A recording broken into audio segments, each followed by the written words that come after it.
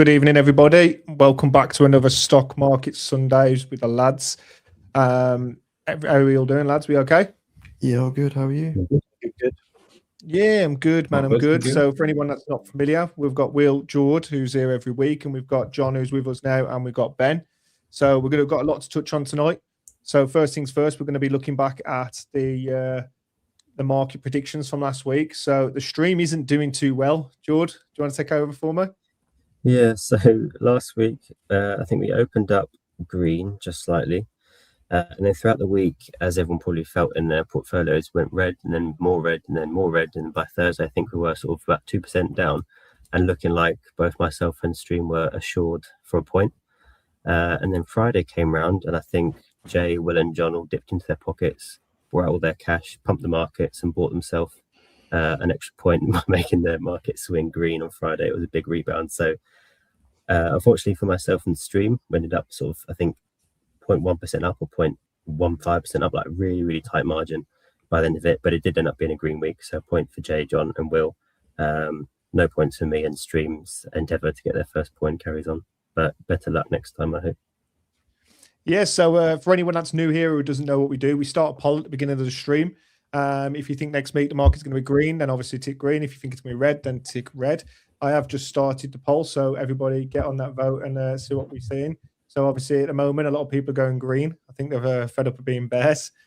So yeah, that's that. We'll come back at the end of the stream and touch on our predictions for the week following. So Will, if you want to take over and touch on what you want to start on, mate. So we're going to pull Will's up now, and Will's going to touch on his bit. Yeah, so we're just looking at gold, silver, the Dixie, and Bitcoin again this week. Quite a volatile week across all sectors, really. I mean, gold did rally on Friday, as did the market, but overall it is down 7.8% for the week. But it's still up 10.5% for the month, which just shows you kind of how crazy gold has been recently. Similar for silver. Again, rallied 10% on Friday. Like, it really was a all-market rally on Friday. But then for the week, down 33%. So it just is purely all over the place right now. The Dixie did show some strength on the really volatile days, sort of Wednesday, Thursday. It grew. It showed some strength, which is good in theory, that there's volatility in the stock market, which therefore means people are then buying the dollar. So this is actually what we want to see, up 0.51% on the week. But I think that the real story out of these four is definitely Bitcoin. Bitcoin had a real wild week, to be honest, going all the way down to, I think, 59,995 was like the lowest it went. So it did lose $60,000, but we did show a pretty strong recovery, now back up to 70. But I think Bitcoin is definitely like the one to look at for this week, because it's a risk-on asset. It can be used as like a leading indicator for the general market and market sentiment. And of course, we are now into the 4-year cycle for crypto, the 4-year cycle for Bitcoin. And there is some debate. Now it's been taken over by like the banks a little bit. Now there's these massive massive ETFs with Bitcoin in. Will we still follow the 4-year cycle? But it possibly looks like we will, certainly based on the last couple of months. So I think Bitcoin is definitely one to watch, and we'll sort of see how it looks moving forward. But to go into the main topic for the week, obviously we've had a crazy week. So I think we wanted to just have a look and really delve deep into like the volatility of the week, how everything performed, what our thoughts are. So I'm just showing the QQQs here, which tracks the Nasdaq 100. As you can see, quite a big dip this week, but then that really strong, ferocious recovery on the last trading day. Same with the SPY.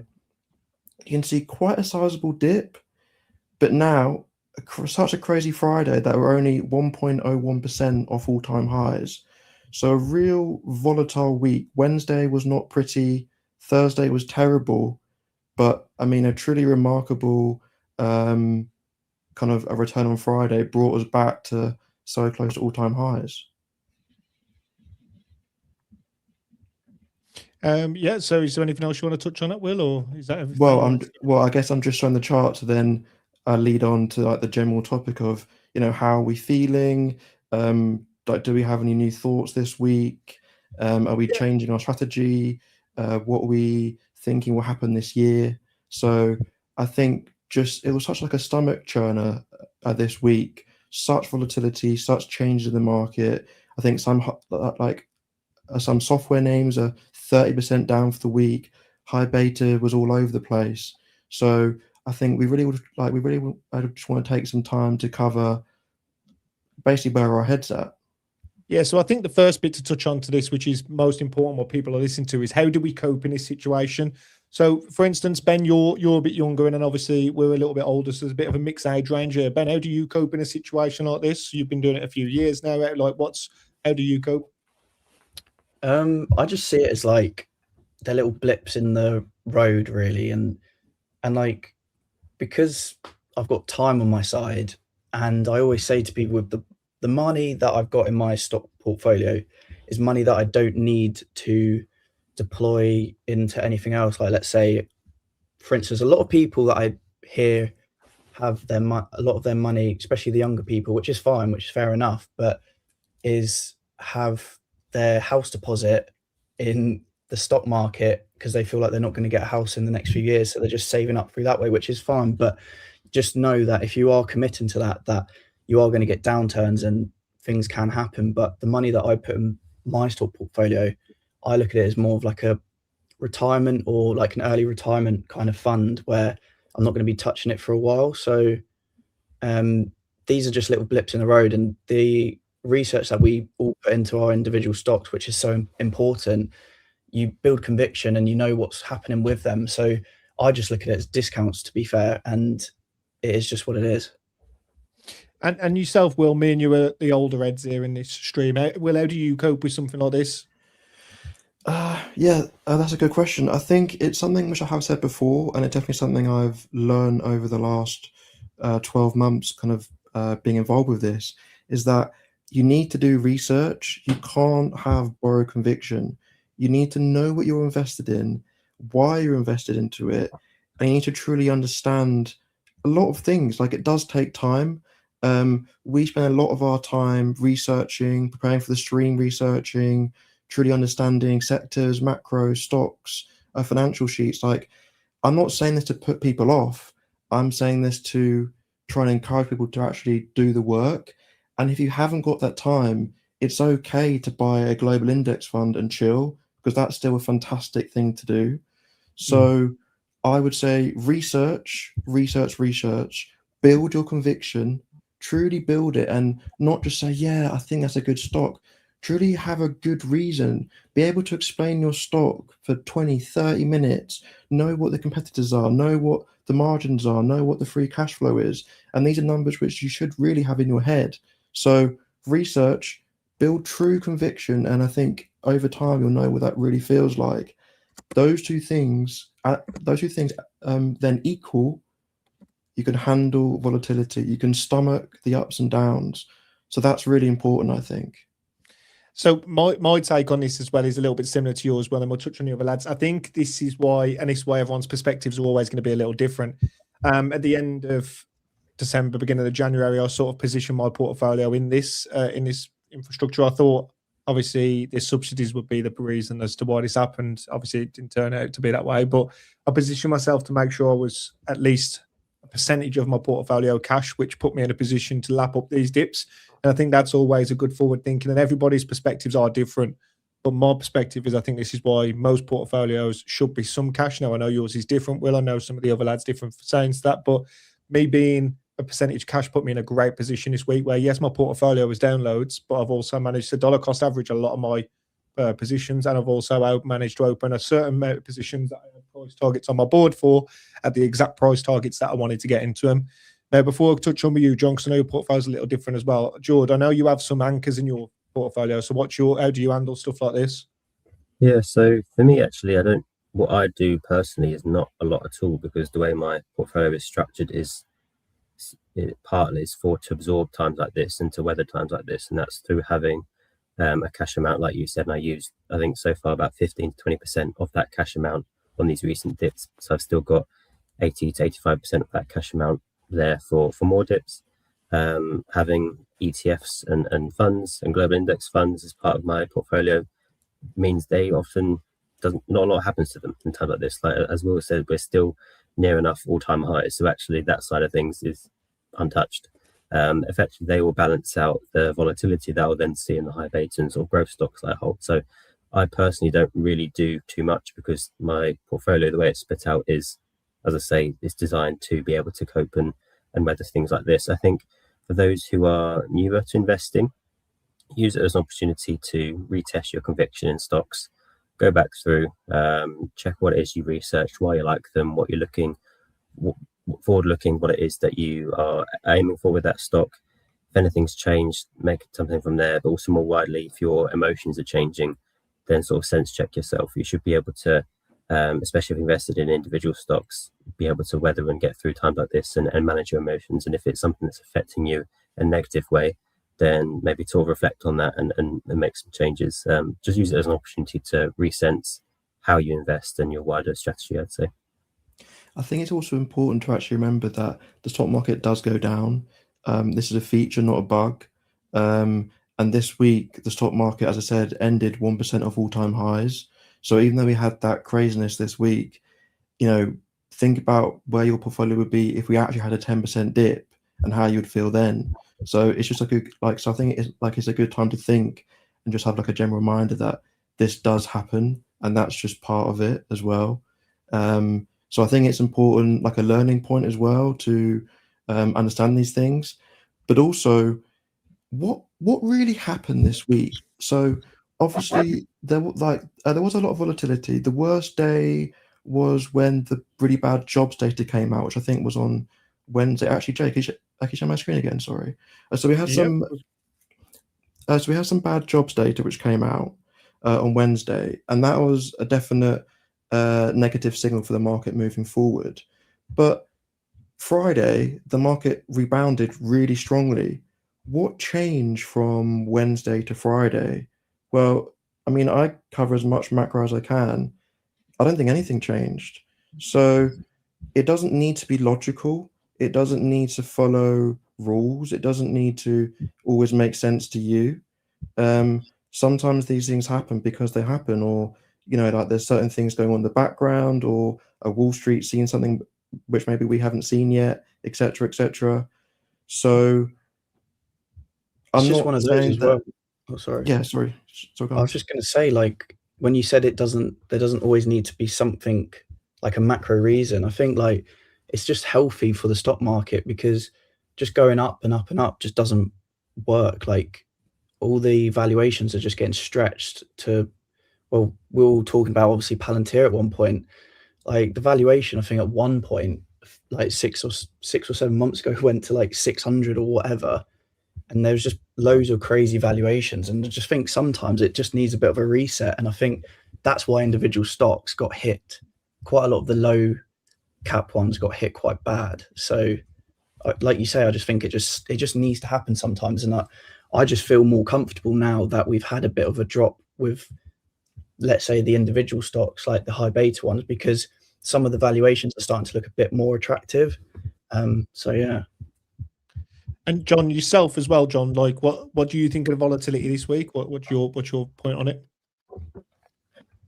The volatility overall, I think it was a mix of, I feel like some people are starting to rotate their funds out of tech and riskier assets and into more safer assets. In terms of my approach, I think on top of what everyone's already said, one of the fundamentals for me, was one of the first things I learned when I started investing, is to only invest money you can afford to lose. And I think when say if, like Ben mentioned, people are investing in the house savings, if that's going down, you're emotionally tied to that.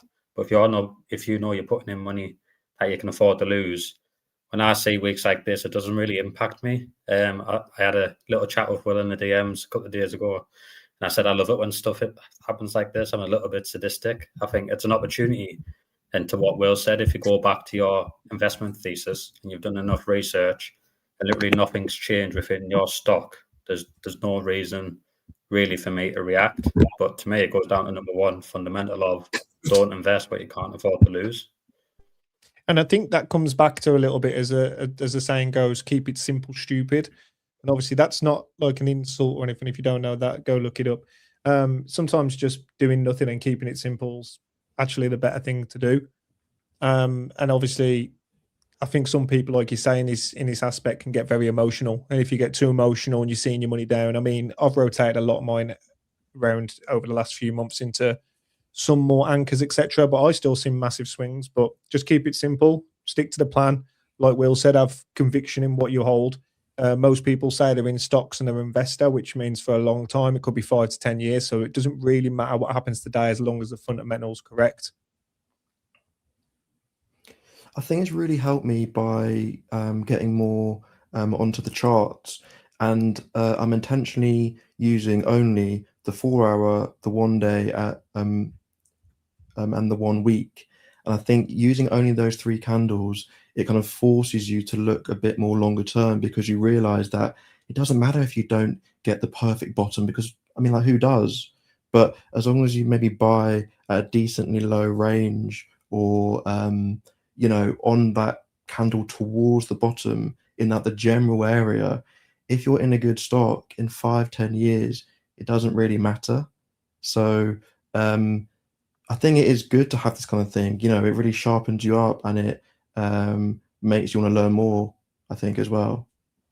And I think I'm going to touch back a little bit. I have quite a few conversations with people in DMs when this type of stuff happens, and I always say to them, they always go, "Oh, what's happening with this? What's blah blah blah blah?" And I go to them when we have these deep conversations. If you was happy buying Amazon at 216, for instance, or 230, if you're now having an opportunity to buy those type of stocks at 205 and stuff lower than that, well, it's a discount to you. So this again is where I go back to my forte on why being a bit of cash is always king, because obviously, yeah, it's not working for you in that moment, but when these opportunities arise, you ain't finding yourself doing what I was doing last year, where you're selling your funds to then buy SoFi at 8 and stuff like that. That's why I think it can be key sometimes to have a cash position, and not too heavy, because obviously you want your money working for you, but a bit of a cash position I think is great, especially with the market that we've been in the last year anyway, at least with Trump, that you never know what's going to happen tomorrow.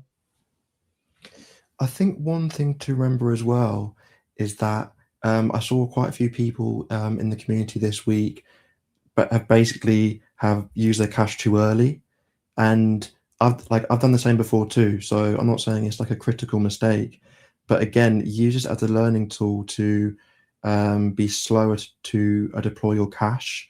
I think I might have said this last week or 2 weeks ago, but I think under Trump, we've kind of gotten used to these really short, sharp, drastic drawdowns and then these surging uptrends.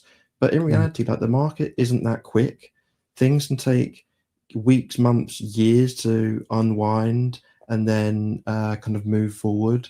So I think Pablo, I think Jordan, they have like more like a system where, say, if a stock drops 5%, then they might deploy some cash, 10%, 15, 20, or if it's like a high beta stock, you probably want to look at TA a little bit more, but also maybe you go more like 15%, 30%, 50%, or something like that. So just to try and look forward a bit more, and remember that the market is forward looking, to not just deploy cash so early and then left sort of be scratching your head wishing that you had cash from somewhere, because maybe you spent it too early.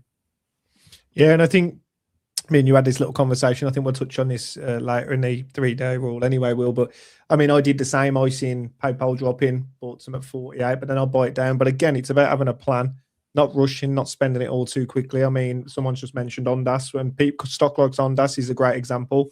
We went 179 to 1080. I think it was 1160, back down to 450, back up to 15, back down to 750. Like, some people who obviously are part of the group, I seen selling at 14 and buying again at 13, thinking it wasn't going anywhere, and it dropped to 750. And I think you're right there, Will. Sometimes it's about being smart, a little bit patient, a little bit of attention to detail, then literally jump in as soon as you're seeing a 10% increment, because a 10% increment in a small cap isn't actually that much.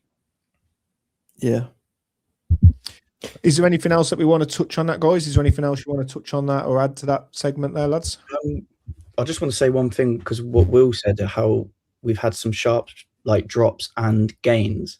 Like when you look back at the early 2000s, I believe like it didn't recover for 3 or 4 years, the market. So it does sometimes take a long time. So just be prepared for sometimes years like that, where there could be a situation where it might take a few years to recover to back to all-time highs. But and then like even like I guess 2022 is one I kind of experienced. Like that was like a year of just downwards, just red. So yeah, I think obviously the last few years it's been very just the drawdowns have been crazy and then just recover quickly. But yeah, the early 2000s was pretty brutal. So Yeah, so as we can see, it took the Nasdaq 100, I think 15 years to actually recover its dot-com era peak. So obviously that is quite like a extreme example. But yeah, I think you make a good point that potentially things may move slightly quicker now, because at this time in the world, like we didn't have people putting in their pension money every 2 to 4 weeks into the market. So I think that does bring some stability overall, but still like things do move slowly, and it's not as fast as we've been used to it, especially under Trump. I know Trump's still here and there is a chance for a crazy weekend and then a massive rebound, but yeah, things do take time. Do you have anything else to say on that, George or John? Anything else, or are we happy with moving on to the next segment from that? I think my takeaway from this is that my legacy TUI position that's been minus 80% for years still has a chance to go back up to So, Will, the next one we'll look at is the sector-wide SaaS sell-off and Claude. Obviously, Will, if you want to explain what that is for people that don't actually understand what that is first, and then go into what you want to show. Yeah, so I intentionally didn't really mention the SaaS sell-off in the last segment, because I knew that I was going to come to it now for a few minutes. But software has taken a massive hit this week. So SaaS means software as a service. It's a huge industry. The annual revenue globally is around $400 billion. We're talking Microsoft, Salesforce, Adobe, ServiceNow, Oracle, Zoom, HubSpot, Workday, Palantir, Canva, Figma, Slack, Datadog, CrowdStrike. And these companies offer products which are really embedded into enterprise and in some of the biggest companies in the world. So a CRM is probably like the biggest and most well-known example of SaaS, customer relationship management. So it has names, email addresses, numbers, call logs with customer notes, general notes for future leads. It's a massive store of data for companies. So rather than have information scattered across Excel, Word, someone's sticky tab, someone's notes in their phone, it's all into one broad-based system on a company database. So if someone left, or if someone's ill, or if someone else takes a call from someone or an email, and like rather than that the person they're usually dealing with, all the notes are there, all the details are there. So these are really sticky products. They aren't easily moved. Like the data isn't easily transferable. And the SaaS industry has grown exponentially, a gigantic amount since the early 2000s. These are some huge businesses and really kind of core players in the overall world business, really. And SaaS companies host, maintain, and update applications on their own services. So so we can use them on our phones, iPads, tablets, MacBooks, PCs, anywhere. So the core topic of today, after just explaining briefly what SaaS is talking about AI, but it's particularly talking about Claude. So I'm sure we all know Grok, Gemini, and ChatGPT, but Claude, made by Anthropic, is becoming like the most embedded AI service for the enterprise side. So so that they have like a product like Gemini, but they also have Claude Code, and Claude Code has been widely used. It's been widely recognized as being a major risk to the current tech world, but also a massive help as well. But they've recently introduced Claude Cowork, which came out early this year. So this is a bit different to Claude Code. It's designed as a desktop agent that can read, edit, and create files with designated local folders. It performs tasks like organizing documents, creating reports, and analyzing data. It's not just someone putting in a query into a large language model, but it's for workers to automate, and actually it does actionable tasks for the user. It was built for non-technical users to utilize the capabilities of Claude Code. Claude Cowork was actually built by Claude Code. It was built in about 10 days. So to get to the crux of the issue, so on Monday this week, Anthropic released a legal tool, like a legal add-on tool to Claude Cowork, and this was seen as like another major threat to SaaS. Like it's another sector where AI is coming to eat their lunch. On Tuesday this week, $300 billion of market cap was wiped out from SaaS companies just on Tuesday. So IGV is the software sector ETF. It's a US-based ETF. You can see all the companies here: Microsoft, Salesforce, Oracle, Adobe, AppLovin, CrowdStrike, ServiceNow, etc. And this is like a major ETF. It has a large AUM. So year to date, we can see here minus 22% for SaaS, whilst the S&P 500 is up 1.27%. In the last year, down 22.5% IGV, and the S&P 500 is up just over 14%. So this is really, really taking a hit, and that's why I thought this week in particular was worth looking at it and really understanding it. We can see here that the divergence started around October the 10th, which is interesting because, of course, October the 10th was the great crypto liquidation when Trump put that tweet out about China and tariffs, and crypto lost billions and billions of dollars. And essentially, crypto and the stock market haven't quite been right since then. But SaaS essentially never really recovered after the great liquidation. And I mean, down 22.5% for a sector-wide ETF is terrible, really, isn't it? It is truly bad. Some people are arguing this is more of a deep-seek moment, or is this time the threats actually real? And AI, as I said, and Claude in particular, is it coming for SaaS's lunch? So the sentiment for SaaS companies is on the floor. So we can see here, I think this is just, so in the last year, Salesforce down 42%, ServiceNow down 50%. The share prices are way down. The sentiment is on the floor. It's clearly going to be a major threat to SaaS AI. And I think it's particularly damaging because we thought of SaaS as some of the stickiest products with the largest moats in the world. So if AI can come for them, like you also sort of think, well, what else can AI do as well? But it's not just the legacy players. Even AI SaaS startups have been severely hit as well. So this is seen like a real sector hit. It's also interesting, just on on a slight tangent, is that businesses like Microsoft, they're also looking from a different angle. So if Microsoft loses SaaS revenue, does this mean that it'll have less money to spend on chips, on AI-related capital expenditure? So it does affect free cash flow, and it does affect their capex abilities, and SaaS is a major part of some major businesses. But I think one thing is really interesting is that these SaaS companies aren't actually feeling the pain, or they're not feeling it yet anyway.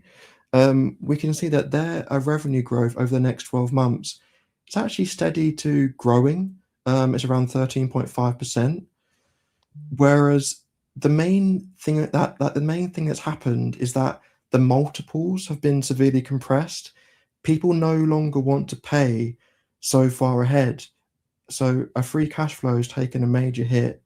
The enterprise value to sales ratio, we can see here 4.26, the lowest on this chart, which goes back to 2018. So, so in actual fact, the companies aren't doing too badly yet. Like, they haven't really been affected by this. I think that's because they're so sticky, because of their large moats, and they are still growing. But the multiples Wall Street, retail investors, institutions want to pay has severely come down. And I think the market's trying to price in the uncertainty of future free cash flow, of potentially future growth, because we don't know what AI is going to do. We can't reward these companies with the multiples they've always had because it doesn't look like it's going to be there anymore. And if this is the worst AI is ever going to be, as I said, how good is Claude going to be in 12 months' time, in 5 years' time? So they are generating the numbers which we want to see, but the multiple isn't being given to them. So to get into the meat and bones of it, is AI actually going to kill SaaS? So I've got 4 reasons for and 4 reasons against. So one reason why one reason why AI is not going to kill SaaS is the data side. These SaaS companies have a gigantic amount of data, CRM, and all the types of SaaS which there is, has huge amounts of company data. So basically, like the reason before that, you can't easily move, you can't easily change companies. These are sticky businesses with really, really large moats, and the data is really important, even if the UI layer becomes less important or completely not usable at all. There's also peace of mind, I think, of using these legacy software packages. Like, they've been stress tested, they're globally used, and they are compliant with laws and regulations. Say Claude spits out something for a legal document which doesn't end up being correct or isn't valid in some way. Who's taking a responsibility for that? So that's definitely something to think about. And companies are trying to protect their moat. So they're already pivoting away from pricing per seat, like basically from so they're moving away from like a per user price model to trying to capture the value created. So trying to generate a bit like tokens where they are, like they're trying to charge for like the value created and like the growth and the efficiency from that side, as opposed to, right, you've got 80 employers, sorry, I've got 80 people there, so therefore you need 80 licenses to Salesforce. And these companies aren't sitting still. There's Agentforce by Salesforce, there's Virtual Agent API by ServiceNow, and these are AI native versions of their old selves. So these are trying to move, they are trying to move the times, and they're trying to protect their moats essentially. So going on to reasons why potentially SaaS will be heavily caught by AI. As I have made the point already, AI is always improving. I think it's I know I've said it 3 times now, but I think it's a key point. If this is the worst AI is going to be, where is SaaS going to be? Where is SaaS going to be in the future? And that's why it's so difficult to price in the future growth, because I think if we just look at this, the total addressable market for the SaaS companies and the AI agent side is just going in the opposite directions. This is a great report actually by Goldman Sachs, so maybe have a look at this if you want to know more.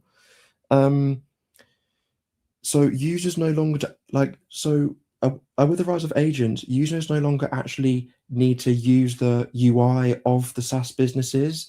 So there's almost like an extra layer on top of the SaaS businesses, which sounds like it's adding complexity, but actually it's making it simpler. Like, you can effectively talk to the SaaS product, the software, as opposed to navigating it, using it. So you can sort of talk to it through the agent, and then in the background, the agent can get things ready for you. It can process things. It can do things for you as well.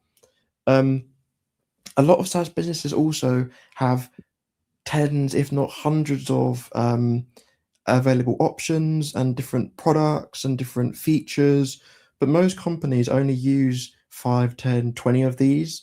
So there's a lot of bloat. And because like a Salesforce can say, oh, well, you know, we've got all this things you can use, they are charging a premium. Whereas in reality, companies aren't using all of those features. So I think maybe margins will be compressed, and they will have to chop some features to try and stay relevant and to try and save money as well. I think a really important point, which this chart does show perfectly as well, is budgets. Budgets are finite. Budgets are finite. IT spend is being diverted as we speak away from software subscriptions and more towards AI compute. So the software companies are being starved of that money because the companies paying for it would rather spend their money on AI and compute, and more on the agentic side rather than carry on paying for the software. I think David Sachs, the crypto czar and AI czar for the White House, really describes this perfectly. So I just want to play this short clip. That's where I think the greatest threat is to the SAP. Is that playing actually, or is it coming out the Yeah. wrong speaker? It is playing, yeah. Yeah. Okay. Companies. It's not, in my view, their existence. I don't think it's existential. It's where the future value capture is going to be. So let me give you an example. All these SaaS products are rolling out like AI co-pilots inside their tools. And some of them work pretty well, but they're limited to playing in that sandbox. Whereas you look at something like Claude Cowork right now, it has connectors to all these different SaaS tools. It can pull in data across all these different tools, and it works seamlessly across databases and tools. And that's a pretty attractive place to be, right? Like, you know, which one of these products is going to be your workspace? Seems to me that you're going to want your workspace to be the one that spans across and gives you AI across the most data and context, as opposed to having a bunch of separate AIs inside of your existing tools. So I think the risk for the SaaS companies, it's not that they get replaced, although that'll happen to some degree, but it's that they become an old layer of the stack that now there's a new layer that gets built on top of. It becomes more legacy infrastructure. And all the action kind of moves to a new layer of the stack, and that's where the value add happens. And if that happens, it kind of cuts into their future opportunity, right? Because a lot of these companies were banking on AI as their next, you look at their product roadmaps, right? It's all AI related. So that to me, I think is the big risk, is that the value capture for the next layer of the stack happens somewhere else. So Alex Karp, Palantir, he believes that AI will stress test which companies actually provide value.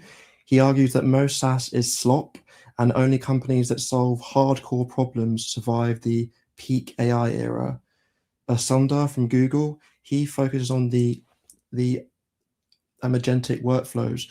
He believes that SaaS will survive by embracing the agent-to-agent protocol, which Google and Salesforce co-developed, allowing different companies' AI agents to talk to each other directly, bypassing the need for the UI side. Then finally, David Cancel from Drift, a SaaS company, he argues that features are a commodity. Since AI can now code almost anything, you can't win on software alone, on the features alone. You can only win on brand and trust. So ultimately, this is the agentic layer versus the UI. Is SaaS now just a data source? Is this the death of the vendor lock-in?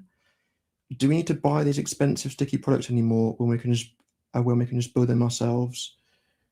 We will continue to see budget allocations for software move towards agentic agents and away from SaaS. And we need to see continued revenue growth in SaaS core businesses to prove that they are AI beneficiaries and not AI losers. So that's that's the core of what I wanted to talk about. I think it's just important to cover because I think this did contribute to part of like the wider market sell-off this week. But also, these are some of the most important businesses in the world, and perhaps some of us use them. I think they will have knock-on effects for other companies which buy from them, sell from them. So I think it's really important to cover this core business, which has been around for 15, 20 years now. John, is there something you wanted to add on to that, mate? Yeah, so anyone who's not aware, I work in procurement, so I buy software all year round because that is my category. And what I've seen in a shift of when you're purchasing software, especially in the last 2 years, it's now shifted from this is the solution to this is the solution. And what we've got within AI, and the pricing is now shifting towards just a subscription base to subscription plus token usage or subscription plus module for AI. But what reiterates Will's point is now the question is not, right, what software is out there in the market. The first question anyone asks now when we're looking for a new solution is, what can AI do? So where I'm already seeing the shift on the boots on the ground every day of, right, what's in the market to what can we get AI to do before we even see what the market can do. And that just reiterates that people are starting to now look towards what they can actually do with their compute power, and the money might shift away from SaaS because, as we'll say, is this just now a data dump and AI is actually going to get the best usage out of it? Or is there still going to be some use of software in the future, which there always will be, but these margins might now come down significantly because they're going to have to start competing with AI in terms of the value of the drive for business? I think ultimately we are never going to see these SaaS companies at the price of 33 cash flow again. Like, it's never going to be 30 times free cash flow. I don't think the market's ever going to give that multiple again. I think it's probably will settle around 15, 16, 17. But this is a major repricing of some real cool businesses. Is there anybody else that wants to add anything to the SaaS section there? I was going to say, I think overall, similarly, my point of view is the ones most at risk to AI are those ones that have like a per seat business model. So, for instance, they sell 100 licenses to 100 different employees, but actually now these AI agents allow 10 employees to have the same production efficiency as 100. So now you're only selling 10 licenses and not 100. So I think those are the ones that have the biggest threat from AI gaining this capability. I think ultimately it is a transitional phase. Similarly to search, when AI first started being able to answer questions for you, everything search related went down because people thought, well, actually, what's the point of search then? Because AI can just do it. And that was the initial reaction. And as time went on, as we've seen with different search engines, they've incorporated AI, used it as a tool, and search has improved, and search has now grown even further. And I think it's a similar sort of thing. And just whilst we're in that transitional phase, this is quite a new capability from an AI product. So these SaaS companies haven't had an awful lot of time yet to incorporate AI. So there's going to be a drop until we see some of the tools and some of the ways in which they use it to actually enhance their business model. I think we see that. I'm pretty sure Target and Walmart have both announced they're pausing their procurement or renewing of their current agreements and deals. Just that, and that's probably just that. They're waiting to see how tools evolve, what options there are to them in sort of 6 months' time and a year's time, because obviously this space moves quite quickly. And I think that's why we're seeing some large enterprises pause on their usual agreements. I think what we do know for sure is that it looks like it's more increased demand to compute and power. That seems quite obvious from the added capability. So that's something that we can, I think, personally feel quite confident on expecting that to happen. So then how do you manage the shift in SaaS? And it's probably focusing less on those that have an interface and provide the software, more on those that have that hardware side, more of those that are going to benefit from that increase in compute and power sort of demand. My personal view isn't that software is dying at all. I just think it's in that transitional phase. It's sort of being reimagined.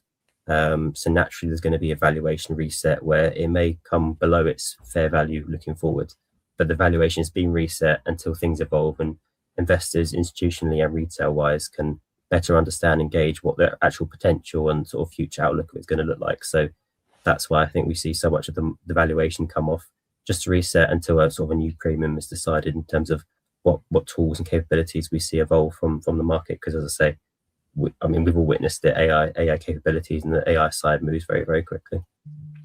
I do think it's wrong just to say, and I know I didn't say this, but I'm just talking more general. I do think it's wrong to say, oh well, because of DeepSeek and because of like the Google search versus AI stuff, that this is like just going to be like the exact same thing again. Certainly, SaaS names will some SaaS names will rebound. Some SaaS names will do really well. Some SaaS names will totally incorporate AI and be the leaders in the space. But I think some SaaS names won't ever reach like their all-time highs, and they won't ever truly recover. So this is really a process of weeding out the ones with truly core, sticky businesses, large moats, and they can adapt to the agentic side. Maybe that they can work with Claude Cowork and other AI systems to really bring these on board. So is the sell-off unjustified? I don't think it is at the moment. Will there be a rebound? Yes. Will that ETF IGV a rebound? Yes. But I don't think every single name is going to bounce back. So as of right now, it probably is a bit overdone. But just because of DeepSeek and just because of the Google search versus AI, I don't think we can just say, well, it's definitely overblown and it's all going to come back. Anything else anyone wants to touch on that? Feel good? No, that's sound. Rotio. So next, George, you've got a bit to touch on Google, haven't you? And a bit to touch on the Google earnings, should I say. So if I want to pop your screen up, George, and if you want to take away. Cool. Yeah. So Google earnings, and of course, Google's a massive expanse of a company. So just focusing purely on the earnings and sort of things that happened in that quarter, not a full bear or bull case for the company as an overall.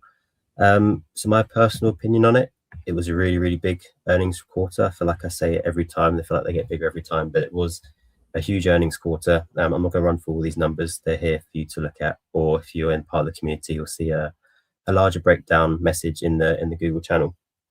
But to pick out a few, Google Cloud was the biggest driver in terms of revenue increase, up 48% year on year. So that's accelerating beyond what we've seen in recent quarters. Even stuff like their subscription side. If you think of a big subscription company, you might think of Netflix. You know, their entire business model is being a subscription company. And Google just announced that they've reached 325 million subscriptions, which is the exact same number as Netflix announced a month ago. So something that people often overlook is on Google with their subscription side is as big as Netflix in terms of subscription numbers. Obviously, net revenue is not the same, but just to put into perspective, some of the numbers that are included in sort of like the Google umbrella, they're very, very, very large. And as I say, overall, I was really impressed with the quarter, especially numbers wise.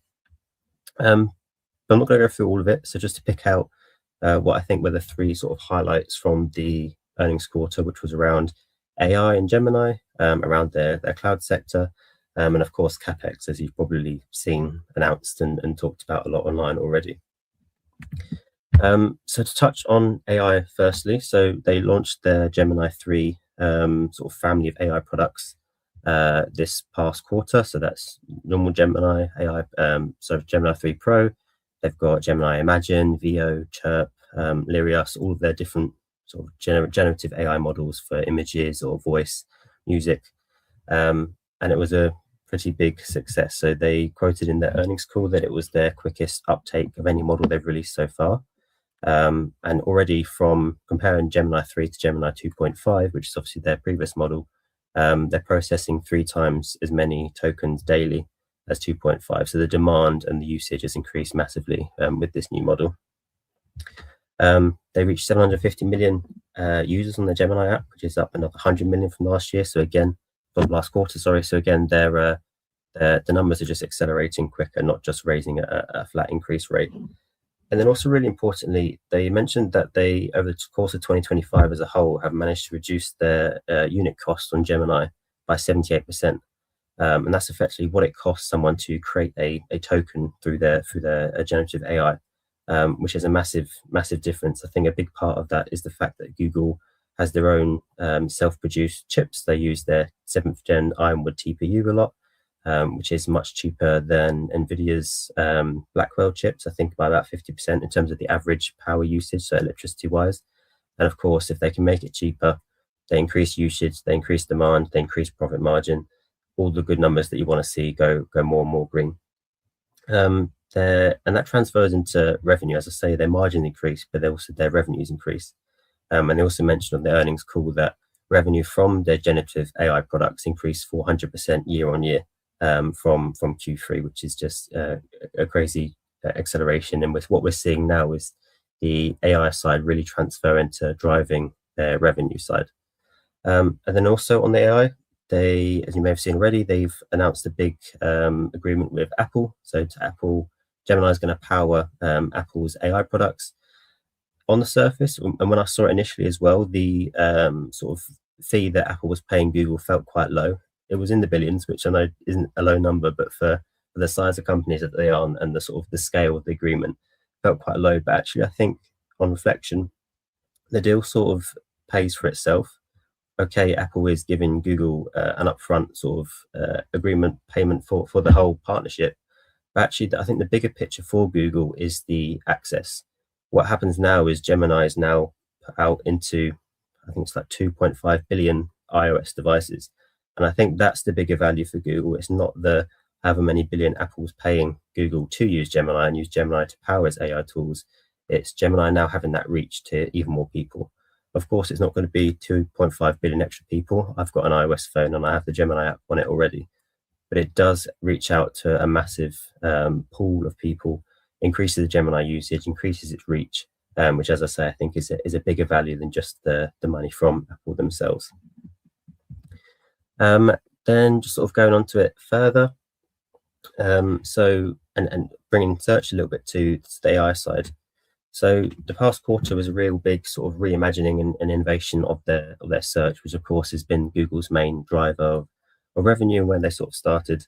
And Gemini 3 is now in both their AI mode and their AI overview mode. So their latest and greatest sort of AI model is now powering their search. And what that is then translating into is more search queries that are expanding and lengthening. So where we have AI mode and AI overview, which is a bit more conversational, where compared to previous sort of typical searches that you'd have, you're going to have more searches. If someone asks a question, they get an AI overview answer that goes more in depth, then they usually ask a follow-up question, or they ask a sort of reconfirming question. And what it ends up being is that a search isn't just a search. A search becomes a chain of different questions and multiple searches. And of course, that's driving up the numbers, driving up the revenue.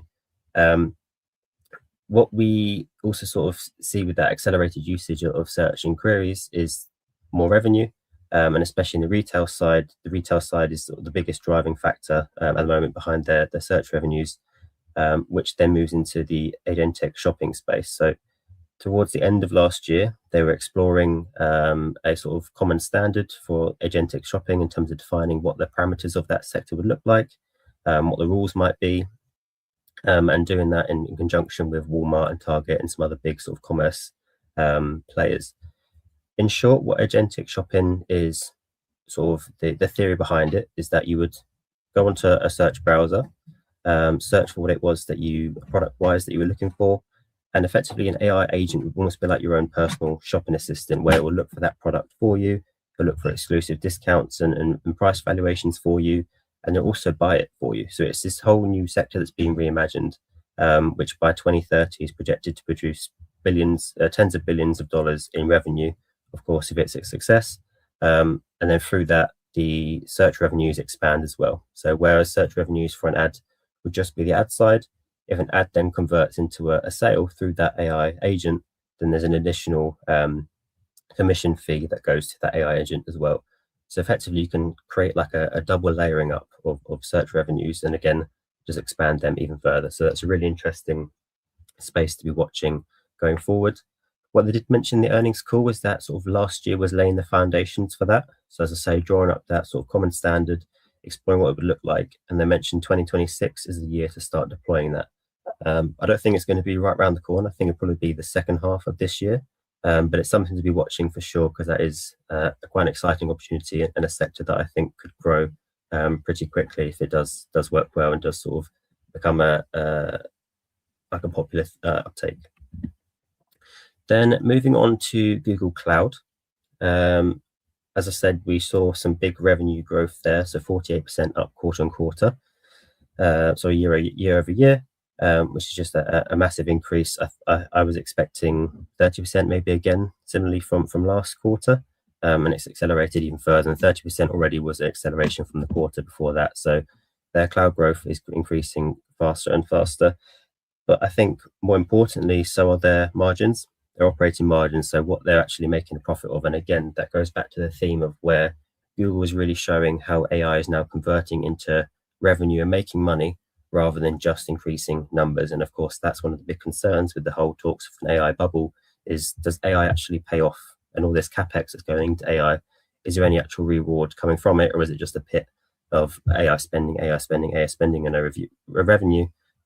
But Google is showing the opposite here, I think. Just to talk on their cloud, so they are still increasing their number of customers at accelerated rates similar to their revenues. They're signing more deals over $1 billion than they ever have before. I think in Q4 they signed more deals over $1 billion than the previous 3 quarters combined, and 2025 saw more deals signed than 22 to 24 combined. So the demand is increasing, as we've seen shown through their backlog, because their backlog has also increased by 100% year over year. I mentioned a little bit previously, so anyone who doesn't know, Google has a little bit of an advantage over the other typical big 3. So Amazon's AWS, Microsoft's Azure, and obviously Google Cloud, who clearly don't have as much imagination with their naming scheme as the other 2. They're the big 3 sort of players in the cloud and data center space. Over AWS and Azure are bigger than Google Cloud, but Google Cloud has had a bit of an advantage for a while now in the fact that they produce their own in-house chips. Those TPUs that I mentioned, which are now in their 7th generation, they've been producing for about 10 years. And them having this in-house hardware and also the software sides, and not to overlook that they have their own programming and coding, means that they can optimize their services much better than the other people can. Microsoft and Amazon are developing their own chips themselves. They're sort of catching up to Google in terms of bringing more of their own technical infrastructure to in-house production and relying a little bit less on external partners. Like Amazon has a big dependency on NVIDIA. Google does use some NVIDIA Blackwell chips as well, but it's a blend. And as I say, they have more of their technical infrastructure in-house, which allows them to optimize better, which ultimately means they can increase their margins more freely. If you can control the coding and the hardware of a service you're providing, then you can tweak it to the best way you want it for your service to drive your revenue growth, increase your profit margin. If you don't produce your own hardware, if you're not programming and coding your own technical infrastructure, you have a lot less freedom to make those changes, and therefore your operating margin is a little bit more fixed. I think that's what we've seen a little bit for Amazon. I don't want to talk too much on it because I know we'll come on to it later. But where their operating margin has been higher than the others for a while, but sort of flatlined, not really increased. And we're seeing the likes of Google's, who are a newer cloud provider, catching up, and their operating margins really accelerate. And then lastly, on the CapEx side, which I think was probably the big headline that most people took away from the earnings quarter. So Google forecast that from Q1 of 2026 through to the end of 2026, they'll spend between 175 and 185 billion in CapEx, and that's to scale throughout the year. So what we can assume from that is by Q4 of 2026, they'll be spending at least sort of 43 to 45 billion in CapEx, which is a massive increase still, of course. And I think some analysts from Morgan Stanley are projecting that by 2027, their yearly CapEx will be 250 billion. So continual rise in CapEx, more and more so. I think from those numbers, we're likely to expect Q1 and Q2 of this year to be at least 100% gain year over year, looking at Q1 and Q2 of last year. But I do think we're seeing that those numbers return. As I say, seeing those operating margins in their cloud increase, seeing their AI sort of investment into their search, increase search numbers and increase search revenue, we're seeing that AI capex start to reward back. Not to the same extent. I don't think it's making them 175 to 185 billion dollars a year back in extra revenue, but we are seeing it start to return and pay. So I think for me, as an investor in Google personally, it's more confidence there with their conviction in their capex side, because as I mentioned on the earnings call, a vast majority of their capex is into technical infrastructure, as we'd expect. I think 60% into servers and 40% into data center side of things. So a massive amount into AI specifically. And then just to put in perspective some of the capex numbers. So this is just comparing some of the others that have been announced so far. And as you can see, that sort of classic exponential curve of numbers increasing, not increasing, but increasing faster and faster. And just to see how Google compares with some of the others in a similar sort of space. So just to sort of recap as like the main takeaways from my side. As I say, capex, probably the biggest takeaway that investors and institutions have made from the earnings call, because they were so much higher than what was sort of forecast and expected by analysts, is focused, as I said, into the technical infrastructure. So more and more conviction and doubling down, if you like, from Google into their AI drive, their cloud drive, and their data center side of things. Search is continually evolving. As I said, Gemini being incorporated into Google search through AI mode and through AI overview, and just how it creates ads as well. So Gemini is now powering what processes the ads to display to people, what's most relevant to display, and increasing the successful conversion rate of ads. And conversion rate is ads which are engaged with, ads which someone clicks a link through, and that sort of thing. So I think AI, as we've seen throughout 2025, has improved search, has expanded search, and as I said earlier, it's made search just a bigger animal, if you like. As I say, people are searching more, people are searching for longer, people are searching more complex queries, people are having more conversational queries. In search as well, 1 in 6 searches aren't even text, they're sharing an image or speaking into the voice, and that's something that we didn't have not too long ago. So it's also adding to the numbers in that sense. As I said, throughout most of these, AI is clearly driving revenue, and Google has shown that. Of course, we'll be looking for even higher conversion of AI capex spend to revenue drive to justify the continued capex and to justify the accelerating capex. And then finally, there was a lot of talk, and Will pointed out as well a couple of tweets about how do we frame and how do we view Google? Is it shifting now from an ad business into an AI infrastructure business? So from my side, I think my honest reflection is that I haven't viewed Google as an as an ad business for a little while now. I'm not sure when it might have sort of changed in my mind, but where Google have clearly internally changed their focus, changed their capex spend, as we've seen, away from search and their ad side and their network side, and it's very clearly going very heavily onto AI infrastructure, and that's their focus, and that's what they see as their route forward and their expansion forward. I don't think I've personally, since that change, viewed them as an ad business. Yes, their ad search revenue and ad revenue is still their main driver behind their revenue, and I think it still will be for a few more years yet. But long term, I think they are going to move more and more into like their revenue side being more heavily based on their AI revenue, on their data center revenue, on their cloud revenue, on that technical infrastructure side. So will I overall call them an AI infrastructure business? I'm still not sure. I guess by definition, sort of their bulk of the revenue isn't ad business. The bulk of their spend is an AI infrastructure sort of technical business. So I guess we'll wait and see how that develops over the coming years. If I had to pick one, I'm guessing I probably would lean more to the infrastructure side, just because that's where they're moving, that's where the biggest growth is, and that's where it feels like the shift is going to. Interested to hear anyone else's thoughts. How do you view Google? You got anything to touch on that, Will? Yeah, well, it's a very difficult question, Jordan, but I suppose in one sense, yours and my opinion doesn't really matter. It's more about how the street perceives it. And I think it's going back to the multiples I was mentioning in the first segment and the SaaS segment.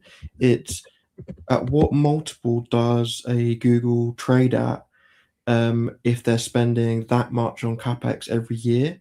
And is this going to be I don't know, like, so from now, is it a 2 to 4 year build out, or do they need to spend hundreds of billions of dollars every single year on CapEx moving forward? Because that completely changes the business model, and that will affect their free cash flow massively, and that does affect the multiple which they're going to be given. So I think it really depends on, is this a cyclical, huge build out, and then into more of like a holding phase, and at what level of capex is that maintaining holding phase? Because I think that does affect the multiple which they're going to give it, rightly or wrongly, because I think ultimately this still is a tech business, so I'm not calling for a lower multiple, but yeah, I think it is down to those analysts do hold power, and they do perceive they help the way others perceive the business, don't they? Yeah, I think my reflection of that is it's somewhat cyclical, where I think the accelerated spend is trying to effectively catch up to the accelerated demand and the onsurge of demand. And I think there will become a point where capacity has caught up most of the way, and sort of supply and demand evens out a little bit, especially on the data center sort of compute and power side of things. And then capex will slow down, at least on the technical infrastructure. Whether by that point there will be sort of new, almost subsectors of the AI space, I guess we'll have to wait and see, and if they'll require their own increased capex, and as they sort of go from the innovation and ideation stage into deployment and execution. But I do think, personally, from my own viewpoint, as things stands, it's somewhat cyclical, and it will either plateau or reduce down eventually. But I don't think it's this year. I don't think it's next year, and it may also not be 2028. Yeah, and I think that's why I'm a little bit, I guess, like a little bit frustrated that the Apple Gemini deal is so low, because if you think about it, Apple aren't spending crazy amounts of money on capex. They're effectively using Alphabet's AI software, and as they are competitors ultimately as well, I almost wish that deal was 2, 3, 4 times the amount it was, because Apple's going to keep moving ahead and effectively utilizing everyone else's capex and Gemini rather than building out themselves. So that was like the one deal where we could sort of charge them back for doing that, and we didn't really take advantage. Obviously, that there are many reasons why, and I think it was important to make sure that Alphabet got that deal over a ChatGPT, for example. But that to me was like where we could sort of charge Apple for under investing for 2, 3, 4 years. But hey, what was you going to say then? Sorry, Ben, I know you had something to add to that. No, I just find it interesting because obviously, like you just said, Will, about Apple, they're like the only ones who are not spending the capex because, well, they've just gone ahead with just using the other big companies to spend the money on it. And it's like Google's kind of in some ways forced to spend this money, the capex that they're spending, because let's say they didn't do any of it and they didn't have Gemini, they didn't have all that, then people would have transitioned from the Google search, in my opinion, to like ChatGPT over time if they never did this whole restructure of obviously spending money with Gemini. So yeah, it's just like, it's one of those where it's like, I feel like now it's like every year they're like, we do need to raise the capex because we want to win the race of like almost being the Google of the AI search kind of thing, because like obviously Google just took away Yahoo with the searching and Bing and all that. Like no one uses those really, it's just Google.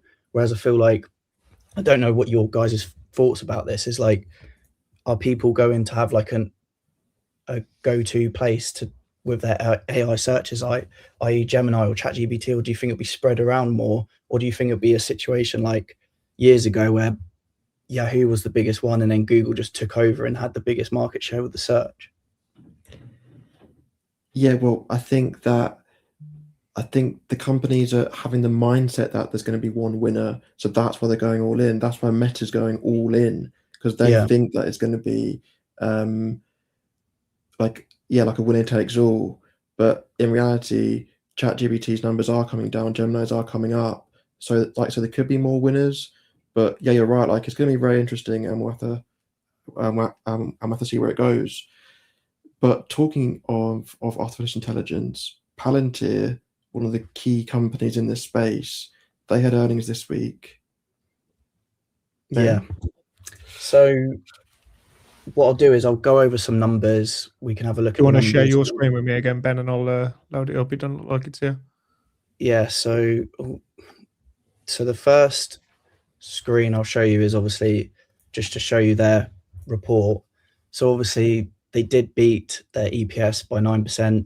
They reported 25 cents. They were expected 23 cents. Revenue 1.34 billion was expected. They reported just over 1.4 billion, beat by 5%. And then if we have a look at the slide over You just got rid of your presentation. screen. I'll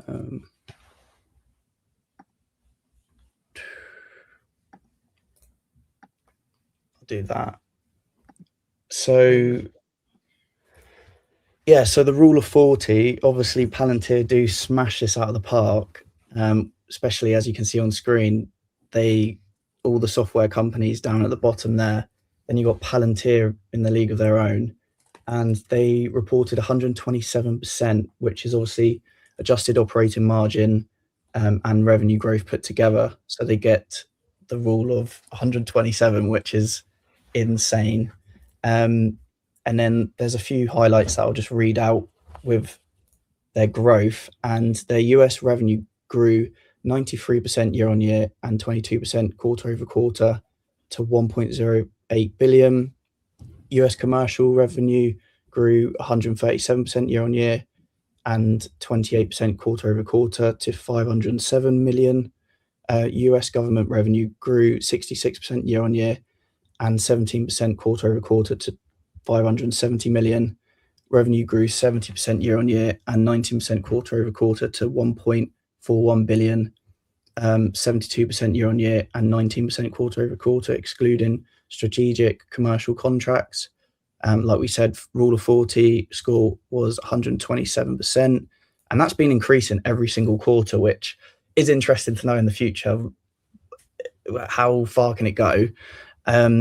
Closed 180 deals of at least $1 million, 84 deals of at least $5 million, and 61 deals of at least $10 million.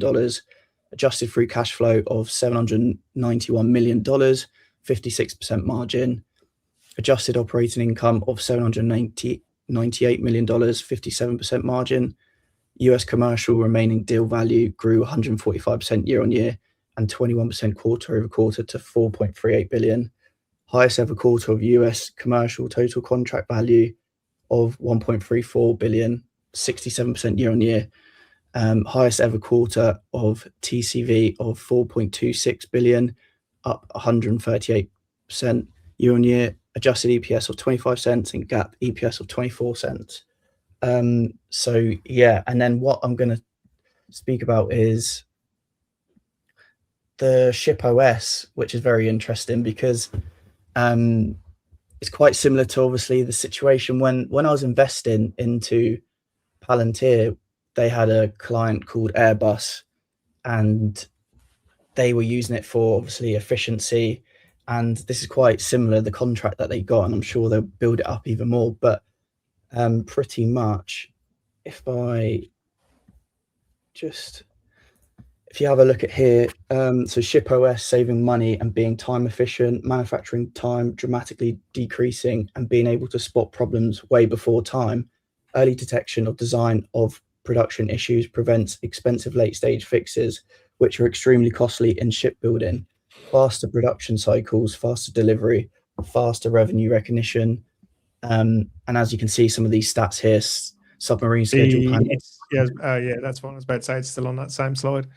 Oh yeah, 168 hours to 10 minutes, and the material review weeks to and under an hour. And they've actually got a page where you can learn more and look at more stats, which are just actually mental. Like, to think this, just the reducing time there, and obviously that's why you're seeing people getting bigger contracts, which I'll obviously go into in a minute. But so one thing I noticed as well, which I'll have to, there's so many tabs with all the things. It's really hard to keep up with everything, but I should have done what Jordan did with a slideshow. But anyway, if you have a look here, the one thing I found interesting is the operating expenses. Hang on. Yeah, total operating expenses was actually down compared to 2024 in that quarter. Obviously, overall, it's gone up, but the fact that this quarter went down, just find interesting. But regardless, the operating expenses are growing much more slowly than revenue. So the revenue is up, shows quality, and it shows the clients and that they're spending more with Palantir. Shows how good the product is. And if you have a look as well, going from that, and you scroll all the way down to their slide deck, they mention right at the bottom, so their net dollar retention was 139% in Q4 2025. So obviously current clients at the moment, customers are spending more. So they, with their original contracts that they have, they're obviously liking the product and they're spending more with Palantir. So the current customers that Palantir have, they're keeping them and they're also spending more, which is a great recipe for a great company to actually keep growing. And that's exactly what you want. And this is what's quite good with Palantir and unique. So yeah, the retention is there. So yeah, if Palantir had 0 new customers, their revenue would still grow by 39% just from existing clients spending more, which is obviously a crazy stat. So yeah, so they're just trying to find their margins.